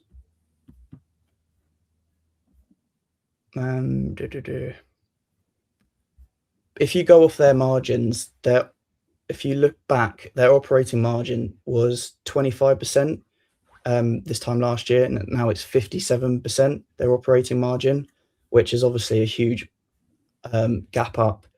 And the other thing is as well, if you look at their customer growth, they've got under 1,000 customers, and so their customer count is 954, 34% year on year. But the other thing is as well is, if you look at other software names like Snowflake and stuff, they've got 12,000 customers, I believe. But what I'm pretty much saying is I said this years ago in my videos, is with all these testimonials that they're getting and how good this product is, and how people wanted to come back and spend more, and it's even showing till this day now in 2026, is I feel like they're still, I know this sounds a bit mad, but I feel like they're still at the beginning with it all, because there's just so many more customers that they can get. And I just feel like, if not most people in the world eventually, obviously I know there's US focus really at the moment and that's where it's growing, but a lot of companies will want to use Palantir for whatever reason they want to, because obviously it can be tailored. So yeah, and then, so if you don't know as well, Palantir turns data into actionable intelligence and automation, helping companies and governments save time, cut costs, and operate more efficiently. And one thing that we've got to mention as well is, if you look at their stock-based compensation as well, It's where is it? They were sort of well known, weren't they, for giving out large amounts of stock-based compensation, and it was a major criticism before. I think it was 11% in 2023, 6.6% in 2024. But last quarter was significant because I was at 1.8%, Ben. They brought down their Yeah, dilution too. so their share dilution is down. If you look at the screen, is down to 1.8%. Their share dilution, and obviously back years ago, you can see that a lot of it was like 10% in that range. So it's obviously a lot higher, and they've reduced it quite dramatically. But even the stock-based compensation is pretty much flat, as you can see here on screen, compared to Q4 2024, sorry, to 2025. And this is as well, like when you think about it, is they don't have to really increase the stock-based compensation. Obviously, they're doing it to keep their talent with the company, but they don't really need to at the state that they're in at the moment, because the company's just performing so well and the share price has grown so much. So they don't really need to issue out as many shares as they were, because of obviously the growth that the stock price has actually had. So that's obviously working in both ways for investors, as they're not getting diluted as much as before, because like Will said, that was a massive problem, and a lot of what Wall Street was saying about obviously the dilution that was happening at the time. Yeah, so, and then one thing I want to say is just like an example quickly as well, like Fannie Mae, it was a mortgage fraud case. There's a lot of paper, reams of paper. It took our really talented investigators 60 days to detect fraud in these files. It took your technology 10 seconds. Like, holy cow, that's what they said. And it's just stats like that. And you can actually go through a lot of different testimonials, and you can see how well Palantir works and how much time it can save customers. Yeah, and then obviously their cash position is just insane now. I think it's like 7.2 billion or something like that. Yeah, I'd have to try and find it, but their cash position's building, and their free cash flow margin is, so it's 51%, which means Palantir is converting 51 cents of every dollar of revenue into real cash after capex. And then for context, good SaaS companies are 20 to 30% free cash flow margin. Elite SaaS is like Microsoft Cloud Scale, 30 to 40%, and then 51% is obviously exceptional. So, and that's another thing, is like this, the amount of free cash flow Palantir can generate in the future is going to be insane, because you're seeing all these big contracts and how big and how fast they're growing. It's going to end up being a printing machine, essentially. And then obviously Alex Karp did mention, I think it was last quarter, maybe, he said they can 10x commercial US revenue by 2030, which is crazy. Another thing that I want to show you is, I'll see if I can put it on screen.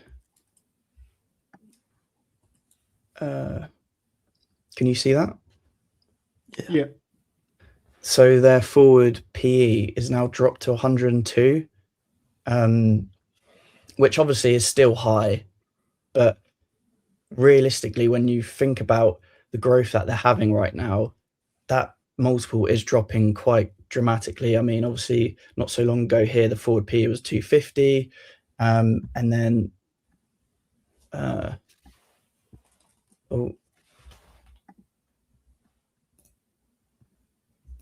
yeah, and then there's another example. Palantir was sitting at $156 with a 700 PE at the time of this post, and 6 months ago, and when it was sitting at $154 with a 240 PE today. So literally within 6 months, the PE dropped dramatically, and now obviously it's sitting at $135 and is at a 214 PE. So it's just pretty much showing you how the multiple is compressing quickly while margins continue expanding and revenue growth accelerates.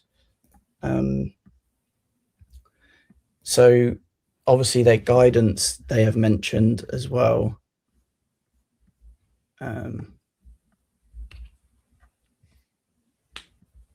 So yeah, we're for Q1 2026, we expect revenue of between 1.5 billion and adjusted income operations of between 870 to 874 million.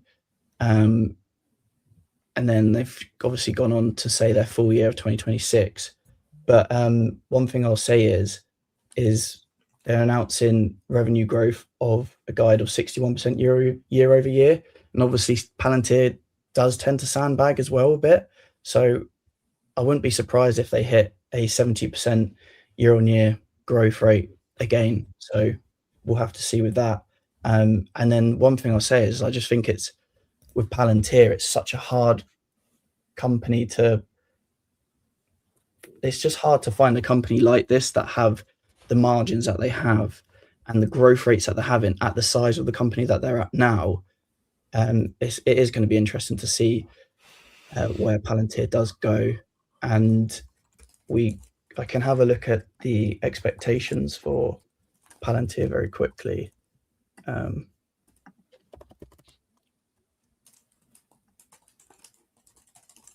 So these are what the analysts' estimates are for 2026. So they believe that the average is $1.23 and the revenue to be about 7 billion.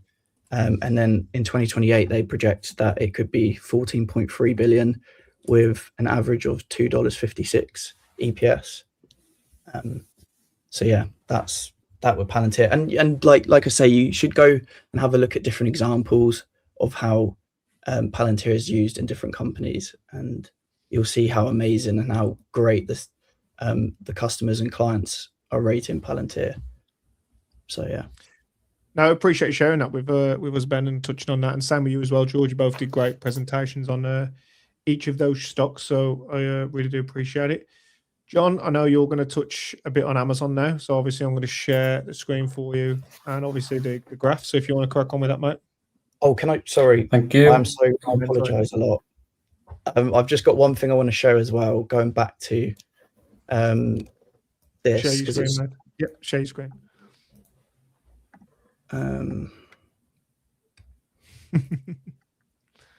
Yep, I got you. So if you have a look at this graph as well, which is quite interesting, is the existing customer revenue 39%, and then the new customer revenue is 31%. So it just reiterates again the existing customer revenue growth. And as well, I did see this that someone tweeted, and it just goes back to the Q4 2022 and the state that the company was in, and just how dramatically the revenue changes and the amount of money that it produces. So yeah, you can pause your screen and have a look yourself, but it's just mental how quick Palantir is growing of the company. And yeah, I'm just excited for the next few quarters. But yes, I just wanted to share that as well. No, it's all good, man. Right, yeah, John. On Amazon. So we'll start off with stock price. After the earnings have fell up to 10%. For the week, it's down 10%. But if we look at the graphic there for the year, it is still down. So it's quite a sharp drop. One of the biggest outlines really is that they planning for 200 billion in capex expenditure, which didn't possibly land as well as they were hoping, because a lot of analysts had them down as 150 billion. So it is one third higher than what they're expecting. And this is to focus on AI, chips, robotics, and low Earth orbit satellites, which we'll get onto. So if we look at the finances for the quarter, as we can see, earnings per share was in line and revenue beat by 1%. Year over year, earnings per share is up 5% and revenue is up 14%. So not really huge. If we go into the fourth quarter a little bit further, net sales were up 14% to 213 billion. Operating income was up to 25 billion from 21 to 22 billion. And then I've got a nice little graphic here, and I just wanted to compare. And it was actually stemmed from something that Jordan said in the community around the revenue. So I took a quick look. And if you look at these 5 companies here that are spending quite a lot of money, Amazon is the highest revenue company, but has the lowest net profit margin, and by some way. And this actually came across on the earnings call. One of the analysts asked, with all the extra CapEx spending going on, and Amazon sort of not delivering as much money as people were hoping back to the shareholders, what does this mean for the future? And I just thought it was really interesting to look at that. And if you have a look, 716 billion revenue, and they're coming out of 11 billion free cash flow, and it dwarfs in comparison to the rest of the companies. Now, take this with a pinch of salt, because it is slightly different from the rest of the companies. The core part of the business is the retail side, which historically has lower margins. But I just thought it was something really interesting and key to highlight, and me and Will were discussing this. But for the full year, net sales were up 12%, and that brought in the 716 billion. The Amazon Web Services alone, that was up 20%. So there's still some high growth in the tech part of the business. Operating cash flow increased to 20%, and the free cash flow decreased 70%, down to 11 billion. And this is due to costs that they've had to pay for property and equipment, which is linked to AI alone. So not only have they had to raise their CapEx for 2026, they've also overspent in 2025. That has massively reduced their free cash flow. If we go on to the guidance for this next year, they're expecting revenue to be Q1 guidance, sorry, I expect revenue to be between 173 and 178 billion, and operating income to be 16.5 to 21 billion. What is interesting about that is this is compared to 18.4 billion in Q1 last year. So actually, this saying there is a possibility that the revenue in the first quarter of 2026 is going to be lower than last year, which also might not have filled the market with a lot of optimism going forward. But in terms of revenue growth, it's still sitting at 11 to 15%, which is the healthy figures that you sort of see from Amazon historically. Other commentary that I picked up from the earnings call was the Amazon Web Services had their fastest growing quarter, compared to the last 13 quarters. So it's starting to pick up its pace a little bit. Be interesting to see if they can continue to see that going forward. Advertising revenue grew by 22%, and this was the best over the last 6 quarters. And this has been supported by a lot of their investments into the Amazon Prime. So this is a mix of the video and the shows at the show, and actually sellers on Amazon paying for ad spaces. But talking about Prime, they had the highest ever streamed NFL game with 31 million viewers concurrently. They also debuted the NBA across 200 different countries. So they're getting into live sports. And I think, as we all know, live sports is an absolute money grab, in terms of they have to pay for a lot, but they get that back quite a lot in the ad revenue that they bring in. They've also extended their Champions League rights to 2030 to 2031. So yet again, making them a favourable streaming platform for people to have. And then the last commentary that I picked up on was around the AI chips, and that AI chips production and sales has grown rapidly. So from the Trainium and Graviton chips, their annual recurring revenue exceeds 10 billion now. So that's quite a good threshold to get over, and hopefully going forward will continue to grow and sit at a nice rate for them. And then another thing that I wanted to pick up on, which also would have contributed to the drop, is the mixed shelf offering. Now, this lets a company pre-register securities with the SEC, and then they have flexibility and control over when they can sell securities or raise debt to raise funds. And people might not like that. Amazon could offer debt, equity, or a hybrid security of debt and diluting shares to bring in more capital going forward. And this is usually done for preparing for future capital needs. It can help them time the fundraising to favourable market conditions, because they could wait until the stock is at a better price. And and do it that way, and it expands their flexibility in terms of being able to raise capital. I don't think it's a bad thing. I think historically in the past, a lot of the top companies have done this and not even exercised it, but it is a overhead of they possibly think they're going to have enough cash to do what they want to do capex wise. Obviously, shareholders don't often receive share dilutions well, especially of such a big company. So yeah, I thought that was interesting. Overall, I thought the earnings were positive. I think what shocked a lot of people was how much they're going to spend on the capex going forward. They did also mention in the earnings call, which I've just remembered, they're trying to build out the networks part of the business, a bit like AST that Jay's invested in, and they're looking to have that commercialized by the end of this year. So that's another arm of the business that will start bringing in revenue for the company. But I think for me, I think it was a positive earnings. Obviously, a lot of fear over what they're going to do going forward with capex, especially if they're reserving the right to raise more capital. But it's one of those where if you have faith in the company, you're probably not that fazed by it, but it's one to watch closely with how much capex spending there is going on.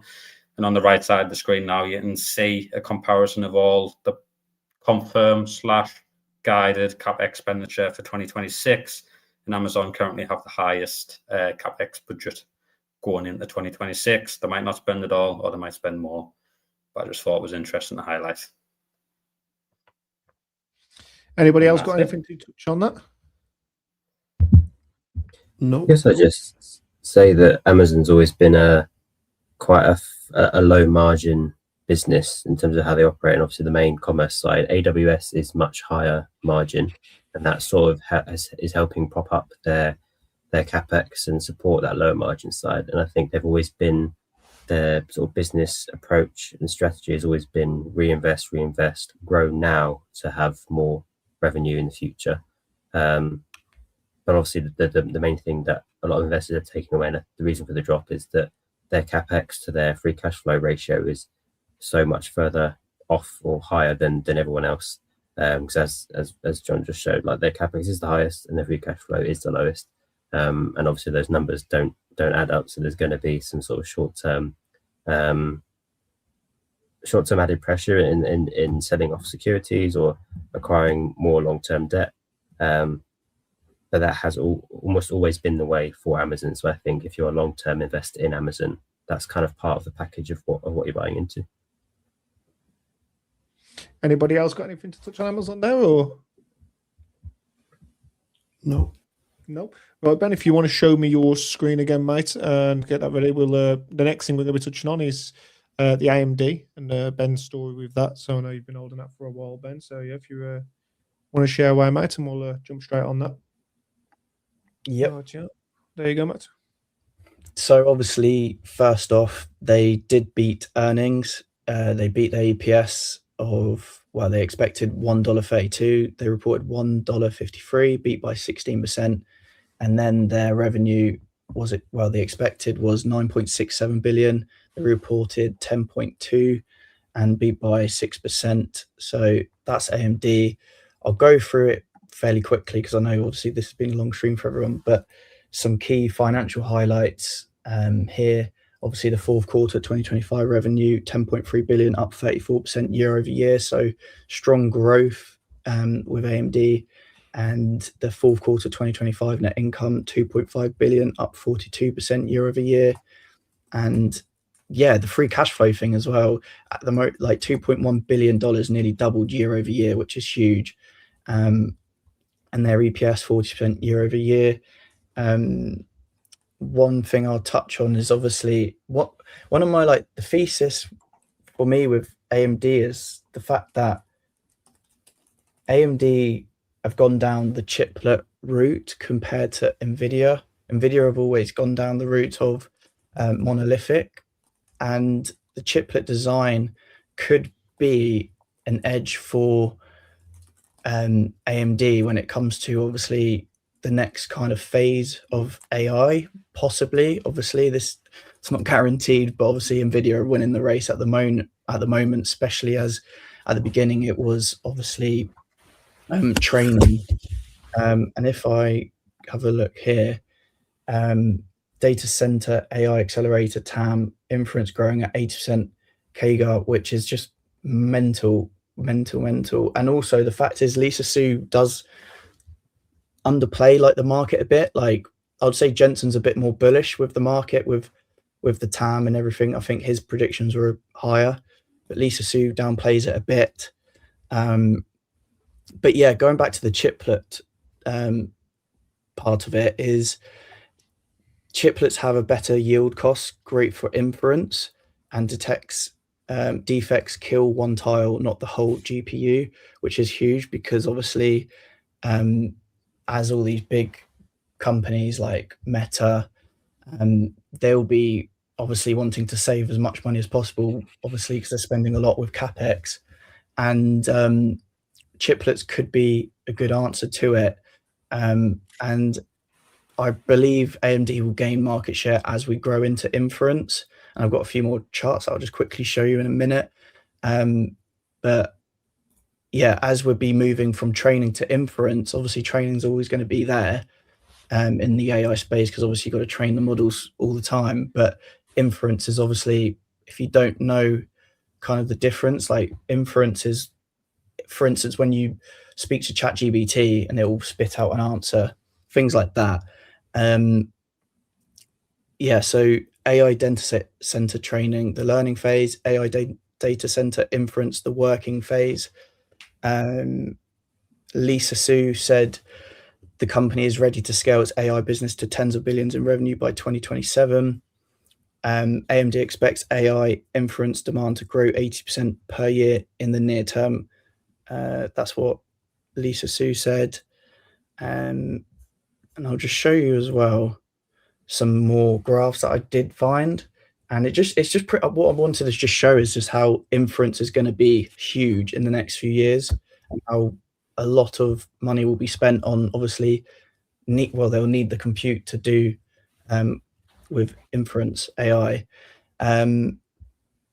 So you could think of it like this as well. The MI350 is the current chip that they got, and that's like the sports car engine. ROCm is the software, so that is the driver, the plus the gearbox that tells the engine exactly how to run for your specific track. The AI model together, you can get maximum performance, efficiency, and reliability, and that's what obviously like ChatGPT, etc., will like build on. So they'll build on something like PyTorch, and that's what AI companies will build on. I need to make sure I'm not rambling as well because I know we're against time. But so do what you got to do, man. Do what you got to do. So yeah, so just want to double check. I've got so ROCm is, so at the moment Nvidia is just winning the race with everything, especially training, because especially the monolithic chips at the time works, and they still do work, but I do feel like inference will go down the route of chiplets possibly. I know even Nvidia are starting to think about that and go down that route, but they're not calling it chiplets because they don't want to show that they're like copying AMD in that sense. ROCm is getting better and is open source and flexible, meaning it can have a future advantage as companies can be more flexible with it using different hardware. AMD or someone else comes along with better performance or price. Having an open stack like ROCm makes it easier to switch. So in the long run, that flexibility could save a lot of headaches and money if competition heats up. Whereas CUDA, which is Nvidia's equivalent, you have to obviously use Nvidia hardware. It's not flexible in that sense. So I'm not saying AMD is going to take over Nvidia in market share, because Nvidia's just got like 90% market share. But even if AMD just gets a slight bit of it, that's a lot of growth.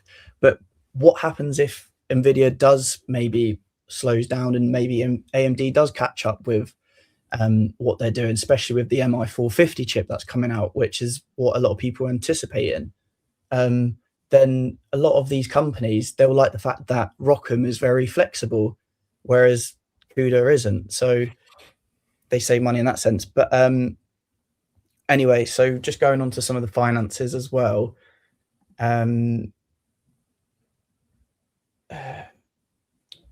They always like AMD's presentations as well. They're always like their earnings presentations are always a nice colour format and how it's set out.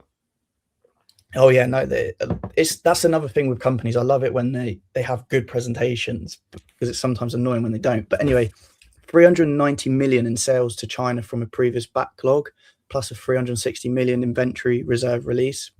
They had previously written this inventory off as a loss when export bans hit, but because they eventually sold it, that old loss turned into pure profit gain in Q4. Well, obviously some of this money would have come from other quarters, but they couldn't sell it at the time. So obviously it's come into this quarter. AMD has provided guidance for China sales to decrease to approximately $100 million in Q1 2026. So yeah, and then the next thing I want to touch on once I go through here. So this is massive. I thought this was actually a bit mind-blowing, actually. Free cash flow, 15.4 billion in 2025. I mean, compared to the other years, as you can see on screen, hopefully you can see that. It's just mental really to see. And I think as well, AMD could be a bit of a, I shouldn't really say money printer, that's probably the wrong word, but like Palantir, they're just producing so much cash. And I think AMD, as we're seeing with all these CapEx spends, as Jordan and John mentioned, it's just mad how much CapEx is being spent. And obviously that will get filtered into NVIDIA, AMD, Intel. Yeah, and then the next thing as well, their forward PE has now dropped to 31, which is great. I think the median is about 40. Or just under, or so it's becoming quite an attractive price, AMD. My thoughts on why AMD possibly dropped, because a lot of people were asking that. There's AMD dropped possibly because of guidance wasn't as high as people expected, even with the beat and raise, but wasn't enough. But one thing you got to remember as well, especially for the next few quarters that they give guidance on, that's not including the MI450. The MI450 comes into play in Q3 and Q4, and that's where the exciting quarters are going to be. So that's something to remember. Yeah, and I was just saying it's good that it's dropped, as stocks can't keep going up. Like, you can't expect stocks to always keep going up, even if they do beat earnings, and they do amazing earnings, because the valuations just overstretch, and it's just good to sometimes correct and come back to reality. And that's why I'm showing you the forward PE to be 31. It becomes a bit more better to buy instead of them being up here when it was just over 60 forward PE. I'll just briefly, just to finish off, I'll just show you what analysts are saying for predictions, just so you can have a pause and you can have a look yourself. But yeah, in 2030, they believe they could be doing an average of $27 in EPS and $159 billion in revenue. So yeah, I think AMD personally could be a very good stock to get into. This is not financial advice, but I think with all the CapEx spend and the way the future is going for the next few years, I think there's just a lot of growth. And yeah. Appreciate you touching on that as well, Ben. That was we do appreciate. Has anybody got anything else they want to add on to the end of Ben's AMD earnings there or anything? No, mate. No, that's fair enough. Right then, so to finish off, what we're obviously going to do, we're going to look at next week's what's going on in the market, and so if I load this up now. Where's my screen? Here we go. So first things first, we'll touch on the earnings. So some massive earnings next week. What's everybody's thoughts on the earnings that's coming up next week? Well, hopefully Oscar's good. To be fair, I'm just focusing more on what they say, and if they're going with, for instance, 2026, this year now, we're in 2026. Are they going with the same thing of saying they're going to be profitable? I want to see the guidance more than anything, because obviously there's a bit of turbulence with Oscar with the healthcare situation. So I just want to see what the guidance give. And then I'm interested in, to be fair, I'm interested in Coinbase because of obviously what's happened with crypto. That might be, I don't know, quite ugly. Yeah, I mean, to be fair, myself, I'm really watching the likes of obviously Nebius this week and Robin Hood. I know, Will, you'll be excited yeah, for Hood as Robin well. Hood. And George, you've got George, you're in Hood as well, aren't you? I've got a tiny bit, not properly. So me and Will were the most. Will, is what are you looking for this week, mate? What's the Yeah, definitely takeaway Robin question? Hood. I think they're going to have a really, really top quarter, but I don't think it's going to massively move the stock. The stock the multiple has suppressed a lot recently, I think, due to crypto, due to the expected crypto winter we're going to have, less people trading, less money to be made, possibly even because we're in a midterm year, that the general stock market sentiment isn't as good, which does affect Robinhood. But strangely enough, it has been trading almost one-to-one with Bitcoin recently, and crypto only makes up about 21% of their revenue. So not quite sure why it was doing that. But yeah, a packed week, loads of earnings, but no Mag 7, so no true market movers, but plenty of names to keep an eye on, some SaaS names as well. Just thinking back to what I was talking about earlier. But yeah, Robinhood, Nevius, Shopify, AppLovin, Cisco, Coinbase, all going to be interesting to me. Yourself, George? John, sorry. Obviously, Nebius is one of my investments in there. I think they're the only one for the week looking at. I'm also interested in Upstart because I've done a stock analysis on them recently. Actually, really like the company, so I'm going to keep up to date with them. Also, what I'm going to look at is McDonald's and Coca-Cola, more just around consumer spending. What's the habits there? Also, McDonald's is one of my competitors in my professional work, so I've got to keep an update on them. Cisco, just to keep in line with some of my security players. Cisco are also in the security world, so I will have an eye on them. And then Shopify and Toast, they are also companies I've been looking at recently, and I had to write a research paper on them on Friday, so I have an eye on them as well. I think that's it for next week that I've got my interest in.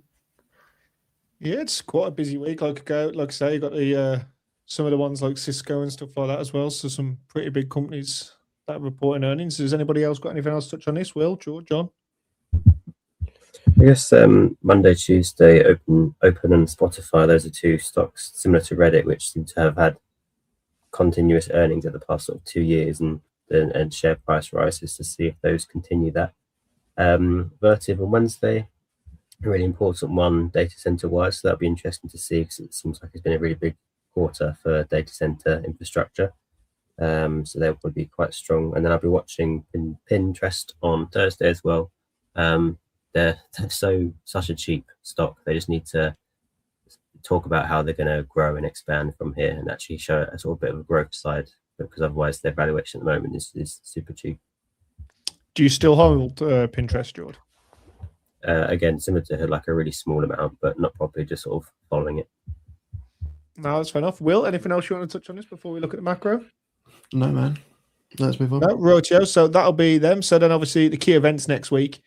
Obviously got the December retail sales data, the January jobs report, initial jobless claims data, January existing home sales data, January CPI, and then obviously we've got 5 Fed speakers events this week. What's everybody's thoughts on the macros going forward for next week?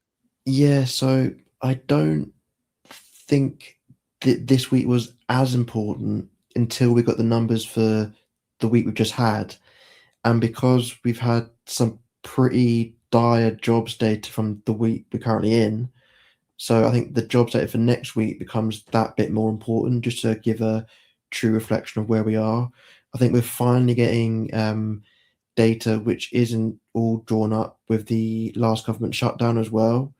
So actually, hopefully, we do get all this data because of the current partial government shutdown. So hopefully that all of this actually does come out.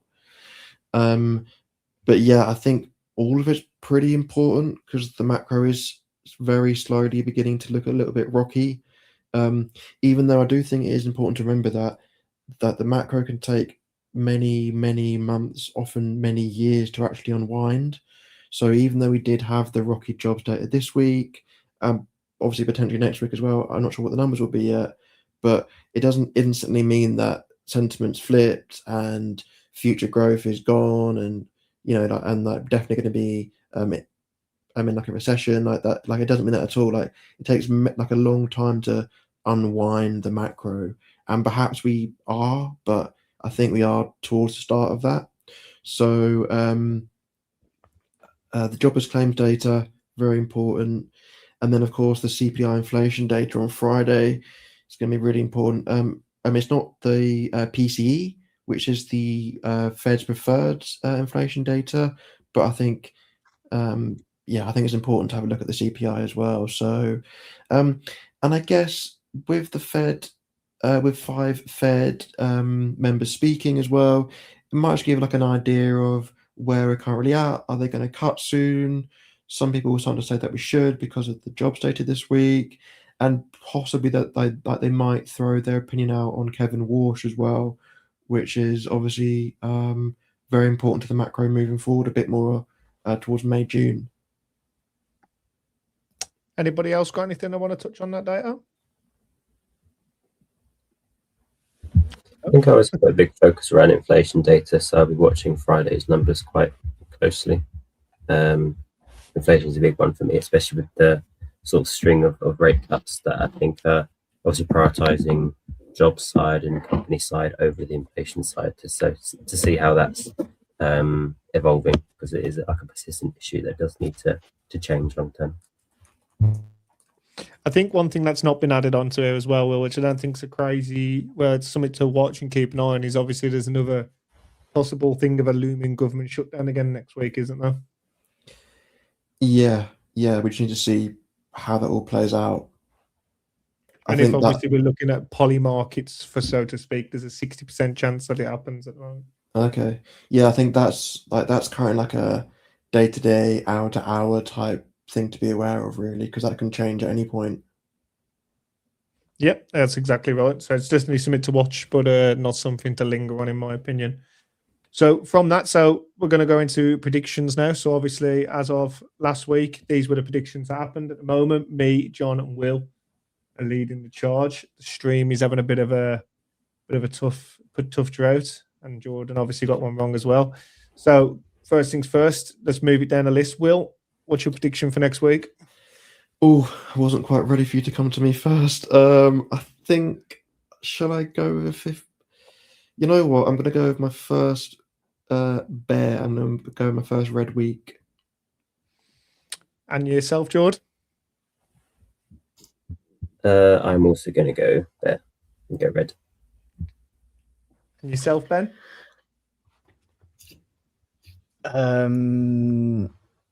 Yeah, I think it's going to be red. And you, John? I am the optimist this week. I think it'll be green. Oh, yeah. And myself, I'm currently, for most of the stream, I've been looking at the weekly candles on the SPX for the last how long, and the actual change between each week of where it's finishing at green is so minimal. It's more about where it opens. I've also been looking at Bitcoin price throughout, and it's stabilized around the 70 mark. I think green as well, so I'm going to go with green. So me and John are green. Ben, Jord, and Will are red. Now, obviously, the stream have been voting throughout. We've had 67 votes on it. We've got 66% green and 34% red. So this week, I'm going to be siding with the stream. So it's me, the stream, and John against Ben, Jord, and Will. So, yeah, it'll be interesting to see where we're at for next week. So, yeah. I believe, is there anything else that you want to touch on, lads, or anything else you want to do with any closing remarks? No, I enjoyed the stream today. There's been so much to cover recently. I think like this year's just got off to an absolute flyer. There's been loads to cover, and then we're right into earnings. So there'll be more earnings next week, I'm sure. I'm sure we might touch on Robinhood, maybe on Nebius as well. But we're going to look at the 3-day rule next week as well. And I'm sure the market will throw up some new news and some craziness, which we will cover as our main story as well, I'm sure. Yeah, no, and I look, Sam, I touch back with what Will's just said as well. I really appreciate everybody tuning in on these Sundays to take their time with us. Obviously, we get a fair few hundred people now rolling in and watching the streams, and obviously we've had it across the 3 channels tonight. So if you do want to follow Ben and John, their links are in the description. So yeah, John Ben, Jord, Will, appreciate both all of your time. We're just about to hit the 2-hour mark. So, yeah, that's something else. So is there anybody else want to say anything before we end the stream? I just want to say quickly to anyone that's watching my stream, make sure to check out Jay's stream and YouTube channel, and also John, link in the description. Jordan and Will don't have any YouTube channels, but I think they should. They might do in the future, but yeah, make sure you check out Jay's channel and John's. Rightio then, it's been great, and I appreciate everyone joining us. So thank you very much for joining us on this Sunday, and we'll see you again next week at 8 p.m. Thank you very much, everybody.